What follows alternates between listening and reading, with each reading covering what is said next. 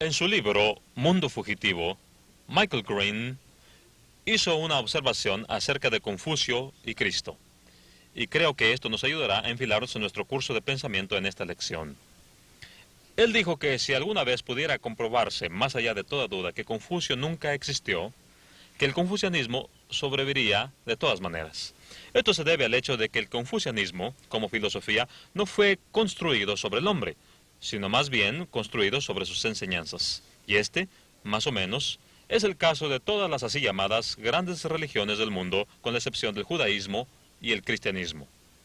El cristianismo está edificado sobre la persona de Cristo y su obra en la historia. Y Michael Green hizo la observación de que si alguna vez pudiera comprobarse que Jesús nunca vivió en la historia, que el cristianismo se derrumbaría como una casa de naipes, y es cierto. Así que antes de empezar a desarrollar nuestra metodología y mostrar que el Nuevo Testamento es un libro que es confiable como libro de historia, queremos investigar primero que todo la veracidad histórica de Jesús como una persona real en la historia. El cristianismo es mucho más que una filosofía y no es meramente un sistema ético. El cristianismo es un sistema redentor. El cristianismo es creer que Jesús, esa persona real en la historia, es el Hijo de Dios que murió en la cruz, llevó nuestros pecados y pagó el precio de nuestras transgresiones. Luego fue sepultado y al tercer día resucitó de entre los muertos. Y en esta resurrección se comprobó que era el Hijo de Dios, y que un día regresará y someterá a todo el mundo a juicio eterno. Así que cualquier investigación de la genuinidad de los reclamos de Cristo y del cristianismo debe comenzar con una investigación de la veracidad histórica de Jesús como una persona auténtica en la historia, porque fuera de él no habría habido muerte, no habría habido resurrección y no habría habido redención de la raza humana de su condición. Lo que haremos entonces, bajo el título Jesús y la historia, será considerar la documentación histórica concerniente a la historicidad de Jesús como una persona auténtica en la historia. Ahora, nuestras fuentes de información provienen de tres diferentes áreas, y la primera de ellas, aunque usted no lo crea, es una fuente pagana. Los paganos, personas que creían en muchos dioses, gente que no aceptó a Jesús como el Hijo de Dios. Y consideraremos 5 testigos de la antigüedad que nos dan evidencia en sí mismos y de ellos mismos de que en realidad existió un nazareno llamado Jesús. Primeramente, veremos a un hombre llamado Talo. Talo fue un historiador samaritano y trabajó en Roma a mediados del primer siglo. Por el año 52 después de Cristo.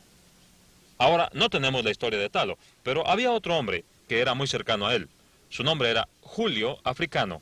Africano era un cronógrafo de la primera parte del siglo III. Al escribir por el año 221, en una de sus obras, hablaba de la oscuridad que acompañó a la muerte de Jesús cuando fue crucificado. Esto se registra en el relato de los primeros 3 evangelios. Al parecer, hace referencia en particular a Marcos 15:33, donde dice: hubo tinieblas sobre toda la tierra hasta la hora 9. Eso sería de aproximadamente las 12 del día a las 3 de la tarde. Africano hace esta observación respecto a la historia de Talo. Dice que Talo, en el tercer libro de sus historias, explica la oscuridad como un eclipse de sol. Y Africano fue muy cuidadoso al decir que esto le parecía irracional, puesto que los eclipses solares no ocurren durante la luna llena pascual. Y ese fue exactamente el tiempo en el que Jesucristo fue crucificado. El punto de referencia es este, que había un conocimiento general, deberíamos decir, en la ciudad de Roma, acerca de las circunstancias que acompañaron la muerte del Nazareno llamado Jesús. Ahora, eso fue solo 19 años después de que el cristianismo comenzó. La iglesia de Cristo comenzó en Jerusalén en el año 33 después de Cristo. 19 años o 20 años después, en Roma circula la idea de que hubo una oscuridad que acompañó a la crucifixión de Jesús. Y este hombre, Talo, pensó que debía defender la idea contra lo que la gente decía que era un evento sobrenatural. Will Durant anteriormente profesor de filosofía de la historia en la Universidad de Columbia, en su libro titulado César y Cristo, ha hecho una observación acerca de Talo y Julio Africano. Dice que a mediados del primer siglo, un pagano llamado Talo, en un fragmento preservado por Julio Africano, argumentó que la oscuridad anormal que se alegaba que había acompañado la muerte de Cristo era un fenómeno puramente natural y una coincidencia. Ya hemos visto eso. He aquí la observación que Will Durant hace y que es muy significativa para usted y para mí. Dice que el argumento tomó la existencia de Cristo por un hecho. Bueno, por supuesto.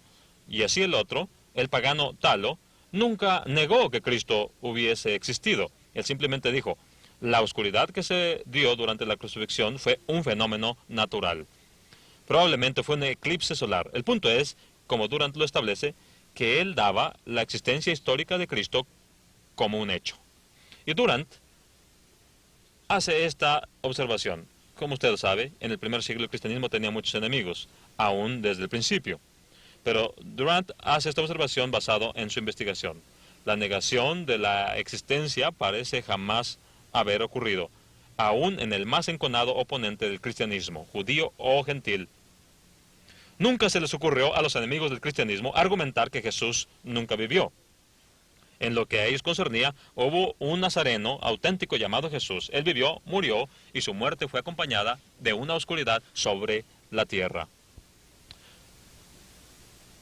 Nuestra siguiente referencia es de un pagano llamado Mara bar Serapion. Nos enteramos de Serapion a través de F.F. Bruce en su excelente libro Los documentos del Nuevo Testamento. Bruce, anteriormente profesor en Rylands en la Universidad de Manchester, ha hecho la observación de que tenemos en nuestra posesión en el Museo Británico un manuscrito escrito tiempo después del año 73 después de Cristo. Y en ese manuscrito está el texto de la carta de Serapion. Serapion, al momento de escribir la carta, está en prisión. Él escribe a su hijo y lo anima a seguir la sabiduría. Y hace la observación de que los que persiguen a los sabios usualmente se encuentran con muchos infortunios. Ahora, el texto de la carta hace referencia a 3 sabios de la época en que Serapio vivió. Menciona a Pitágoras, a Sócrates y a Jesús. Pero no menciona a Jesús por nombre, sino que al leer el texto de la carta encontraremos que se refiere muy claramente a Jesús de Nazaret. He aquí el texto de la carta.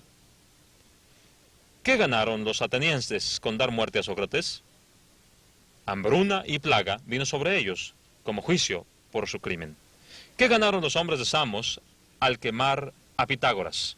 En un momento su tierra fue cubierta de arena. ¿Qué ganaron los judíos al ejecutar a su sabio rey? Fue después de esto que su reino fue abolido. Dios vengó con justicia a estos 3 sabios. Los atenienses murieron de hambre, los amos murieron inundados por el mar, y los judíos, arruinados y sacados de su tierra, viven en absoluta dispersión. Pero Sócrates no murió por completo. Él continuó en las enseñanzas de Platón. Pitágoras no murió en vano. Él siguió viviendo en la estatua de Hera. Tampoco el sabio rey murió en vano. Él siguió viviendo en las enseñanzas que él dio. Bueno, aquí hay algunas inexactitudes. En primer lugar, las enseñanzas de Cristo no fueron crucificadas ni sepultadas para luego más tarde revivir. El punto es que este pagano se refiere a Sócrates y se refiere a Pitágoras y al rey sabio de los judíos después de que ellos mataron a su rey. Y dice que su tierra fue invadida y ellos mismos fueron dispersados al extranjero. Josefo, el historiador, nos dice que después de la destrucción de Jerusalén por Tito Vespasiano, el mercado de esclavos estaba inundado de judíos. Ahora, esto identifica exactamente lo que Mara bar Serapion dijo acerca de quién era el rey de los judíos. Esto es sin dudas Jesucristo. El punto de esto es que poco después del año 73 después de Cristo, por el tiempo en que Serapion escribió a su hijo, Jesucristo había ganado una fama y estatura semejantes a la de hombres de la talla de Pitágoras y Sócrates. En lo que a este hombre concierne, Jesús fue una persona auténtica en la historia. Ahora llegamos a una tercera referencia, un tercer testigo, uno de los más sobresalientes testigos de la historia, Cornelio Tácito. Tácito es tenido como el mayor de los historiadores romanos. Ahora, Tácito escribió por el 110 al 115, y en su vida de Nerón comenzó a hablar del gran incendio de Roma, el incendio del año 64 después de Cristo. Ahora, había rumores de que Nerón fue quien empezó el incendio en Roma para ganar gloria después al reconstruir la ciudad de Roma. Ahora, hay una observación que hace Tácito, el historiador. Dice, quiero leérselas en cuanto a lo que dice en cuanto a este asunto. Todos los esfuerzos humanos, todas las dádivas generosas del emperador y las propiciaciones a los dioses no desvanecieron la siniestra creencia de que la conflagración fue resultado de una orden. El historiador Tácito hace una aclaración de que hubo un rumor que empezó en Roma de que Nerón había iniciado el fuego y que hizo todo lo posible por acallar esa acusación, pero no pudo hacerlo. Todos aún creían que fue Nerón quien dio la orden de iniciar el fuego. Y ahora Tácito nos dirá que Nerón urdió una trampa para inculpar a los cristianos. Y así prosigue. Consecuentemente, para deshacerse de la culpa, Nerón culpó e infligió las más exquisitas torturas a una clase odiada por sus abominaciones, llamados los cristianos por el populacho. Christus, de quien el nombre tuvo su origen, sufrió la pena máxima durante el reinado de Tiberio a manos de uno de nuestros procuradores, Poncio Pilato. Aquí Tácito habla de Cristo como Christus, una persona auténtica en la historia, y hace la aclaración de que fue el fundador del cristianismo. Simplemente lo dio por un hecho, que sus lectores reconocerían a ese Christus, Cristo, como una persona auténtica en la historia. Enseguida tenemos un cuarto testigo. Este es el hombre al cual nos referimos comúnmente como Plinio el joven. Esto lo distingue de su sobresaliente tío Plinio el viejo. Plinio el joven tenía cierta relación cercana con el emperador Trajano, y cerca del año 112, Trajano envió a Plinio a la provincia de Turquía del norte, llamada Bitinia, y se convirtió en un comisionado imperial romano en la organización de Roma para gobernar aquella provincia. Estamos agradecidos de que Plinio tenía una mente burocrática. Él sostuvo una correspondencia copiosa con el emperador Trajano. Y en una de las cartas que tenemos en nuestro poder, la cual escribió él al emperador, encontramos que hubo mucho disturbio en lo que respecta a los romanos acerca de los cristianos en su provincia. Y parece que deseaba consejo de cómo manejar este problema de los cristianos. En esta carta que tenemos, Plinio declara esto al emperador. Dijo, ellos, es decir, los cristianos, tenían el hábito de reunirse cierto día predeterminado antes de amanecer, cuando cantaban un himno a Cristo como Dios. Note usted que él no define quién es este Cristo. Simplemente escribe el emperador como si inmediatamente él supiera quién era este Cristo. Así que tenemos aún otro testimonio de un comisionado imperial de la organización del imperio, de que hubo un Jesús histórico. Y era tan bien conocido que solo se refirió a él como Cristo, como también sabía que el emperador inmediatamente lo identificaría. La quinta referencia que tenemos es de un oficial de la corte llamado Suetonio. Él era cronista de la casa de Adriano. Cerca del año 120, escribió su famoso Vida de los Césares. Empezó con Julio y así siguió hasta terminar. Su afirmación más famosa es de la vida de Claudio. Suetonio nos dice que el cristianismo fue introducido en la ciudad de Roma y que durante ese tiempo los judíos empezaron a convertirse en cristianos. Y hace esta observación en cuanto a lo que ocurrió. Suetonio dice, mientras los judíos hacían constantes disturbios por la instigación de Crestus, él, Claudio César, los expulsó de Roma. En lo que a Suetonio concernía, el problema verdadero eran los judíos. Tantos judíos se estaban convirtiendo en cristianos que pensó que si podía echar a los judíos, podría deshacerse del problema del cristianismo. Note usted que Suetonio se refiere a Jesús como Crestus. Ahora, este Crestus es lo mismo que dijo Tácito, quien lo llamó Christus. Es meramente una variante de la palabra, y entiendo que el sonido es el mismo al oído gentil. Así que aquí tenemos a nuestros 5 testigos de entre los paganos, quienes nos dicen acerca del Jesús auténtico e histórico. Hombres de la estatura de Tácito y Plinio hacen de la historicidad de Jesús un hecho indiscutible. Nuestra segunda fuente son los testigos judíos. Hay 2 áreas que discutiremos aquí. La primera de estas son los escritos talmúdicos. Pero, ¿qué es el Talmud? Durante los tiempos de los judíos, antes del 70 antes de Cristo, empezaron a transmitir la casuística legal de manera oral. Pero tiempo después del 70 después de Cristo, empezaron a escribirla.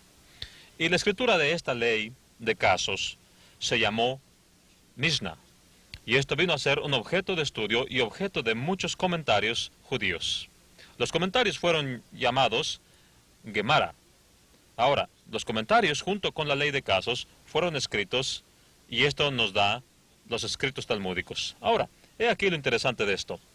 Hay como 80 referencias del histórico Jesús de Nazaret en los escritos talmúdicos. Todas ellas son hostiles, ninguna de ellas es favorable, pero son hechas de tal manera que garantizan al lector que aquellos judíos que comentaron de Cristo lo hicieron de tal manera que dejaron la impresión de que sabían quién era Él, una persona auténtica en la historia. Enseguida, nuestra siguiente referencia es del sobresaliente historiador judío Josefo. Josefo, en su gran obra titulada Antigüedades de los Judíos, habla de Jesús 2 veces. Primero, habla del juicio de Jacobo, y habla de Jacobo como el hermano de Jesús, el así llamado Cristo.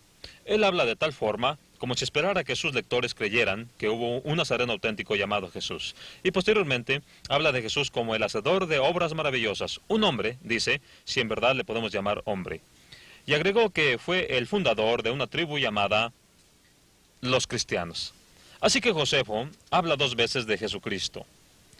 Aquí tenemos pues las referencias judías, tenemos ya las referencias paganas, y F.F. Bruce hace esta observación al terminar su libro. Habiendo recurrido tanto a fuentes paganas como judías, dice, lo demás que se piense de las evidencias de escritores judíos y gentiles, tal y como lo resumimos en este capítulo, cuando menos se establece para aquellos que rehusan testimonio de los escritos cristianos, el carácter histórico de Jesús mismo. Y dice, tal vez algunos escritores jugueteen con la fantasía de un Cristo mítico, pero no lo harán sobre la base de la evidencia histórica. En lo que a estas personas concernía, en realidad existió un Jesús en la historia. Nuestra tercera y final fuente es el Nuevo Testamento mismo.